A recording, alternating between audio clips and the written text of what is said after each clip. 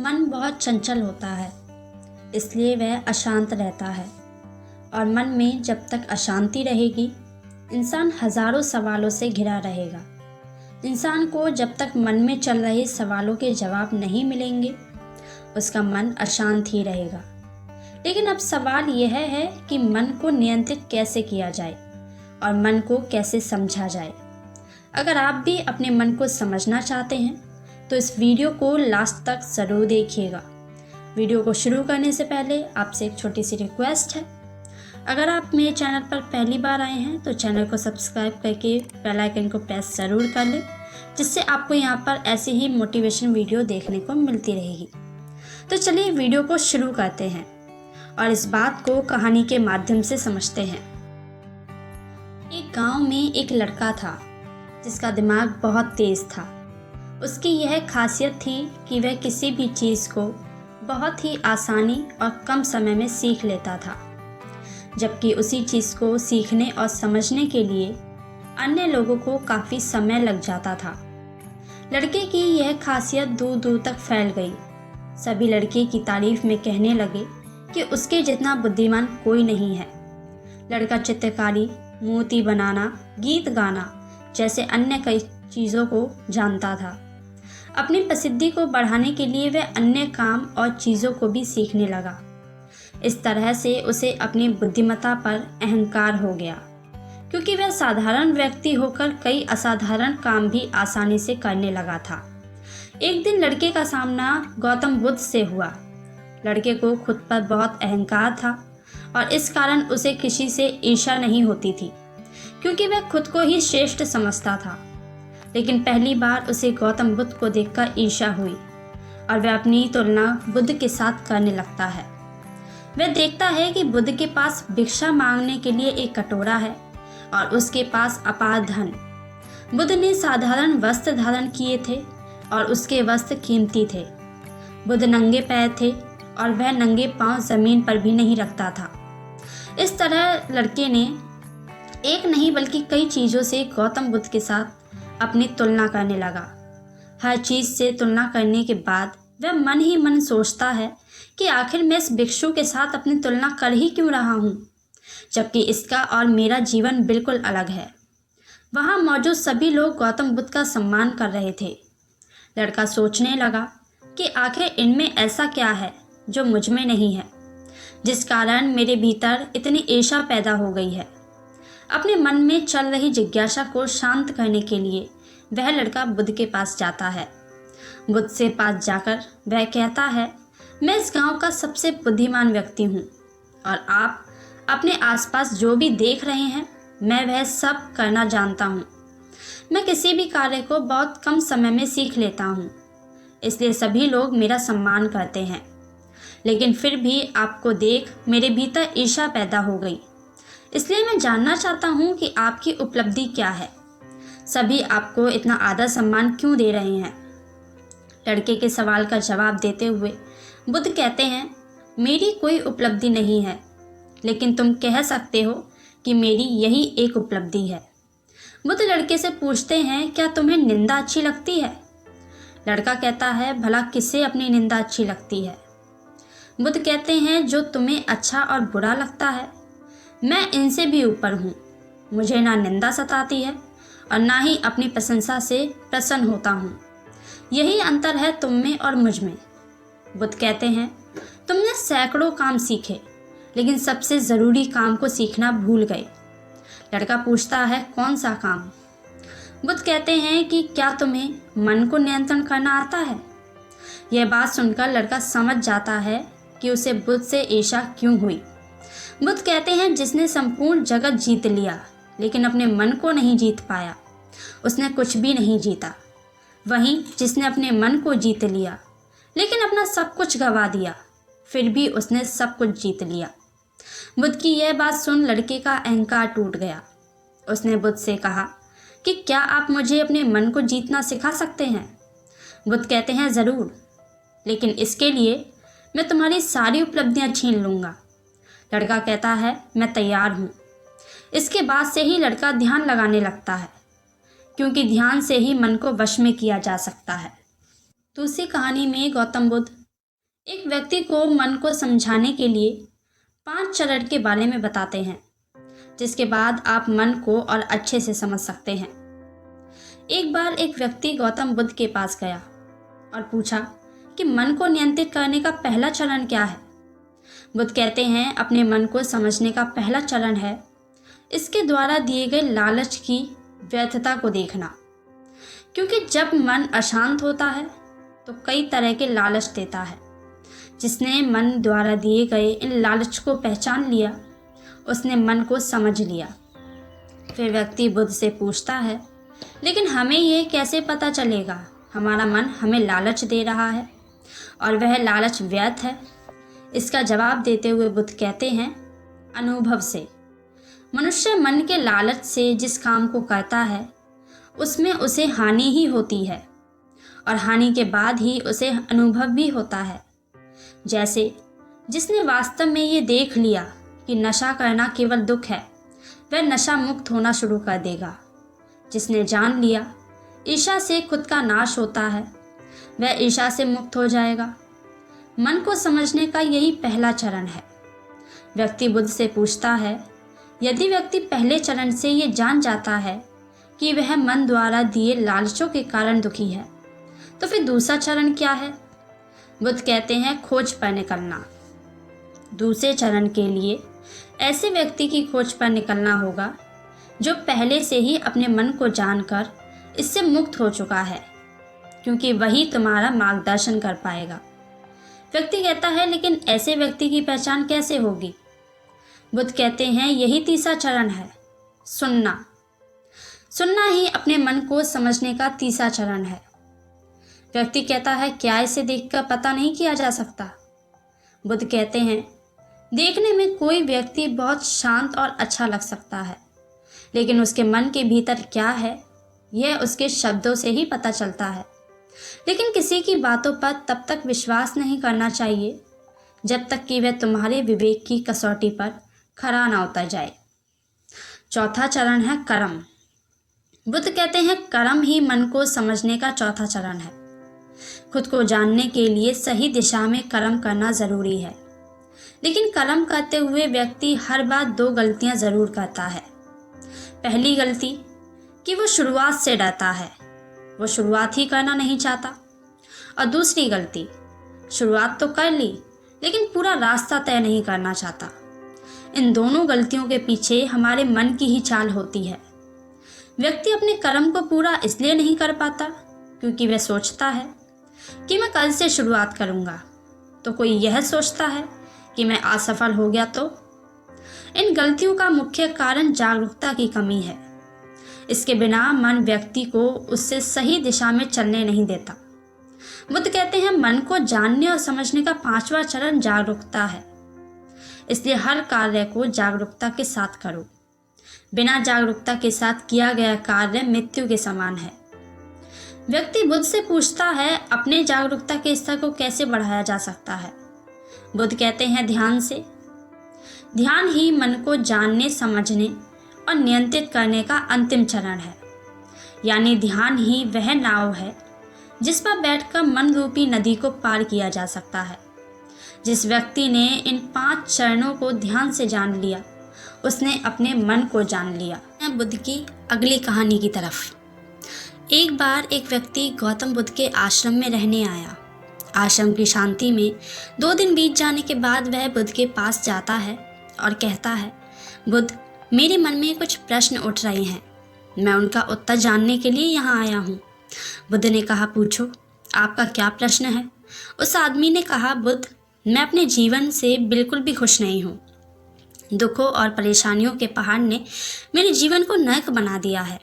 मेरे जीवन में कुछ भी ठीक नहीं चल रहा है।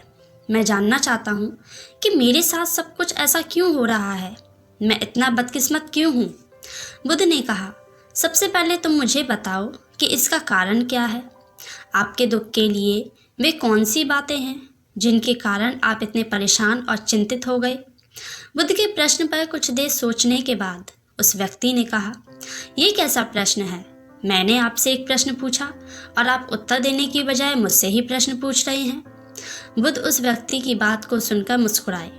यदि तुम अपने दुख का कारण नहीं जानते हो तो तुम मुझसे ये उम्मीद कैसे कर सकते हो कि मैं तुम्हारे दुख का कारण जान जाऊंगा। व्यक्ति ने कहा, बुद्ध, लेकिन लोग कहते हैं कि आप तो भगवान हैं, आप सब जानते हैं, आप लोगों के मन को पढ़ते हैं, तब आपको मेरे दुख का कारण पता चल जाएगा। बुद्ध हल्के से मुस्कुराए और गंभीर स्वर में बोले, तुम यह सोचकर गलती कर रहे हो कि कोई आएगा और तुम्हारी सभी समस्याओं से तुम्हें बाहर निकाल देगा, लेकिन ऐसा कभी नहीं होगा। केवल तुम ही हो जो तुम्हें तुम्हारी परेशानियों से बचा सकते हो। महसूस करो कि आपने आत्मज्ञान प्राप्त कर लिया है और आप अपनी समस्याओं का समाधान कर सकते हैं। मैं भी आपके जैसा हूँ, फर्क सिर्फ इतना सा है कि सब कुछ साफ है।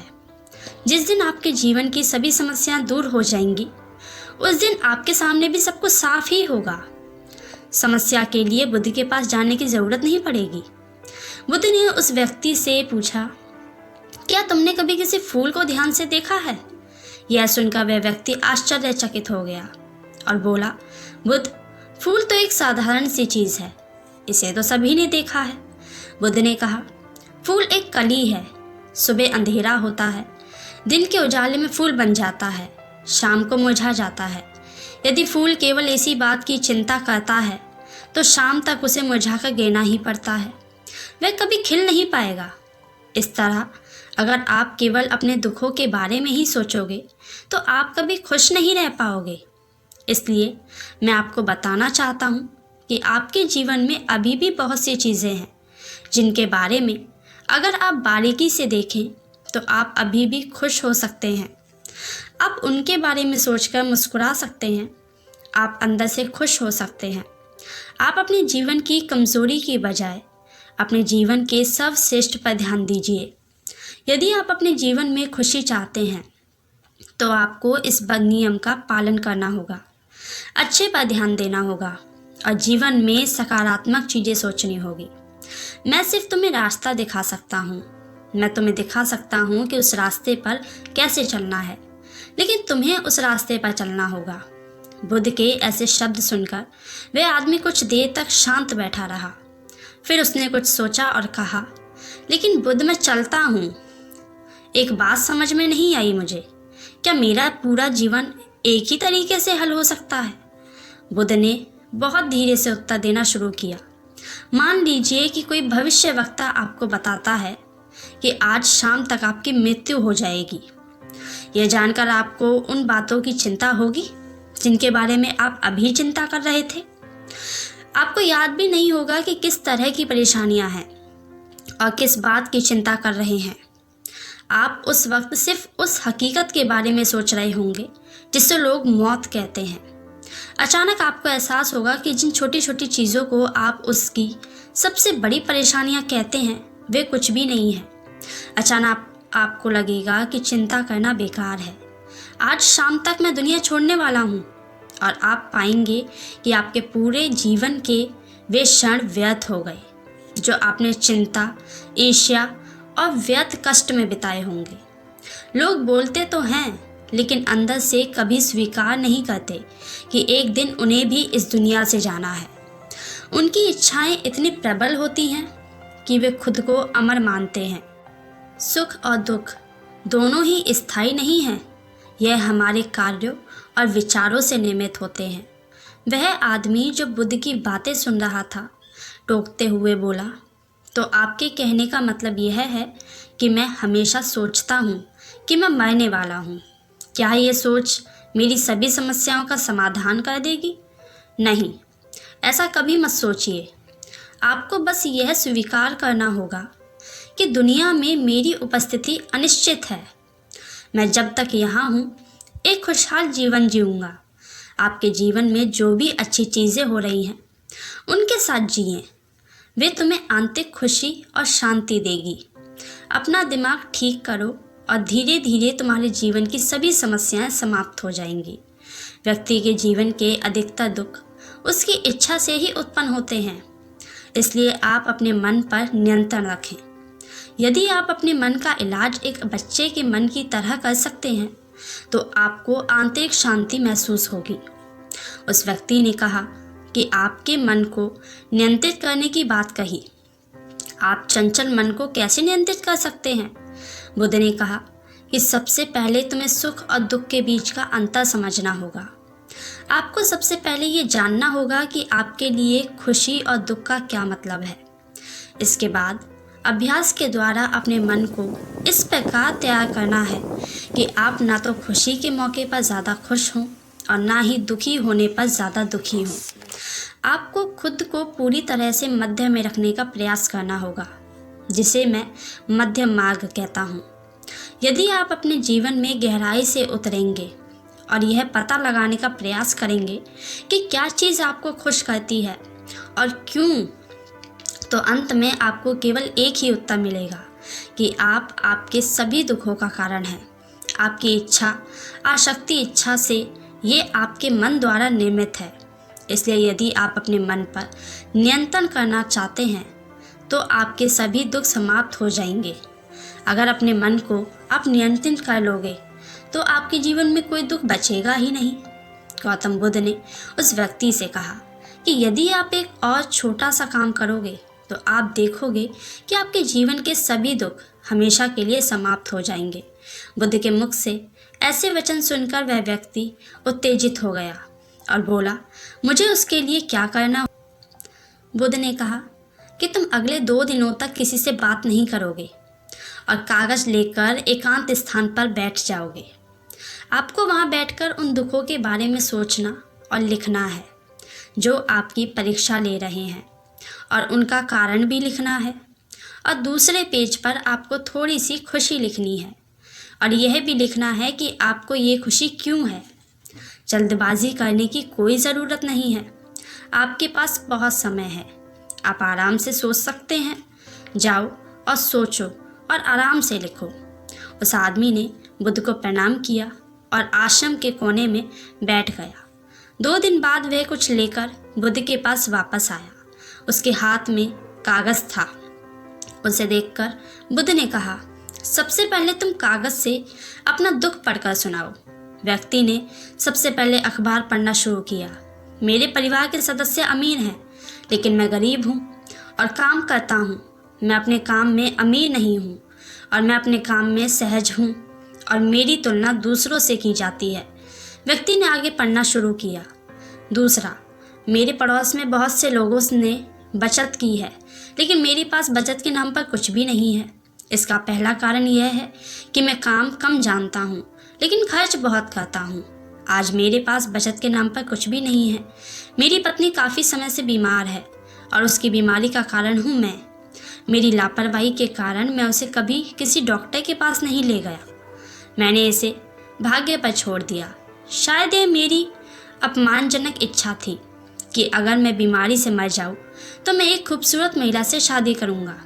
चौथा, मैं मन में फ्री पैसे पाने के बारे में सोचता रहता हूँ, परंतु योजना पूरी नहीं होती।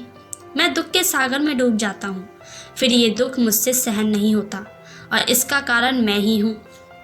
मुझे पता है कि मेरे पास अल्कोहल पीने के लिए पैसे नहीं हैं, फिर भी मैं इसे पीता हूँ।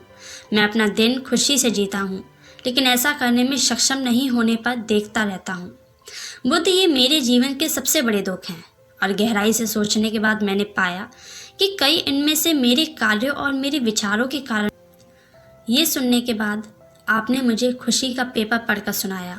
पिछले 2 दिनों में मैंने जो कुछ भी महसूस किया वैसा मैंने अपने जीवन में कहीं भी अनुभव नहीं किया। पिछले 2 दिनों में मुझे एहसास हुआ कि वास्तविक शांति और आनंद कितना महान है और इसका अनुभव करके बहुत खुश हूँ। मेरी खुशी के कारणों की सूची बहुत लंबी है। इसे पढ़ने और समझने में बहुत समय लगेगा।